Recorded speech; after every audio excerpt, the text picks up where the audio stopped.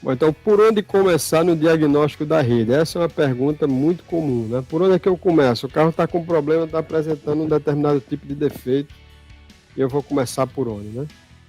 Então, primeira coisa que eu vou fazer, aquilo que a gente citou ainda há pouco, o scanner, né? Então, o escaneamento da rede em todos os módulos, né, de preferência, é o primeiro passo no diagnóstico da rede CAN. Através do acesso ou não à mesma, a leitura e interpretação dos DTCs e dos parâmetros indicarão o passo seguinte a ser seguido. Então, o veículo chegou na minha oficina, a primeira coisa que eu vou tentar fazer é acessar o sistema com o scanner, tá certo? Então, se o scanner não conecta, não acessa essa rede, então isso já me dá uma indicação, já me dá um indício de que eu tenho provavelmente ali um problema de ordem física na rede, que está seja do chicote, seja de algum módulo ou de alguma conexão que está interferindo e não está deixando o scanner se comunicar ou não se comunicar plenamente com a rede. Aí, nesse momento, eu vou precisar, para saber se isso procede, eu vou precisar fazer a avaliação da topologia, tá certo? Então, é aí onde, no processo de diagnóstico, eu vou precisar saber como é que essa unidade se distribui. Esse conector de diagnóstico, conector DLC, ele tem comunicação direto com a rede, ou ele tem comunicação com o body computer, né? E do body computer que faz a comunicação com a rede, porque isso faz diferença. Porque eu posso ter uma comunicação entre o scanner e o body computer boa, mas o body computer com relação à rede, tá certo? Pode existir um problema, e aí eu não vou conseguir verificar isso lá no conector. Com a topologia, tá certo? E com a informação correta, com o conhecimento correto, eu consigo fazer essa diferenciação.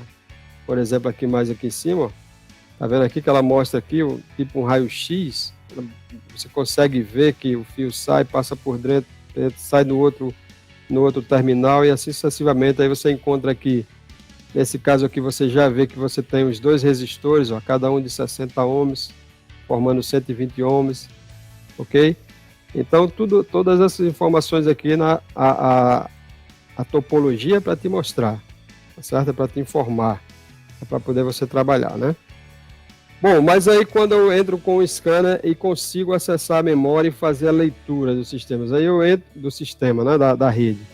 Aí eu entro e tenho lá uma falha código U, eu tenho U0100, tá certo? Que é um mau funcionamento, ok? Da rede, e aqui eu tenho o 03, 03003-1C, né? Que já é um código aqui de 7 dígitos, né? Então, 12 volts, voltagem da bateria com falha, né? Então, os códigos, os DTCs de rede, não basta apenas você olhar lá e ver que é um código, né? Você tem que saber interpretar ele. Porque você interpretando o código, tá certo? Ele vai te direcionar, vai te dar a indicação se aquele código, se aquela falha é uma falha de comunicação, tá certo? Que vai te indicar que é uma falha física, né? Como eu já citei, falha física está relacionada ao quê? Está relacionado a fiação, conexão, defeito em módulo, ok? Se é uma falha de software, né? Ou seja, tem uma falha um defeito da parte de inteligência dos módulos, ou se é uma falha de dados. Então, existem essas categorias do código, né? O código ele é dividido, não é basta só você olhar, é um código U, é uma falha de rede CAN. Porque o que vai acontecer? Você pega uma falha, um DTC, que é um código que diz dados inválidos da unidade de comando do motor, por exemplo. Né? Recentemente, uma pessoa, um aluno veio entrar em contato comigo, que ele já me passou a leitura do sinal da rede CAN, né, do protocolo CAN, né, que é muito conhecido como datagrama. Então ele já estava me dizendo, olha, eu não estou vendo falha aqui e tal. Eu disse, qual é o código de falha que está? Não, o código de falha de rede CAN. Eu disse, não, mas qual é o código? Aí tinha lá, dados inválidos da unidade de comando. E eu declaro o defeito do carro, era defeito de escalonamento de marcha, uma falha relacionada ao câmbio automático, tá certo? Então, qual é a falha que está lá na unidade de comando do motor, que está dizendo que está com dados inválidos? Não, lá tem uma falha relacionada ao sensor de massa de ar. Eu digo, pronto, aí está o problema. Então, não é só pelo pessoal normalmente ter essa orientação, ó, quando você vê um código U é uma falha de rede. Mas que tipo de falha na rede? Tá certo?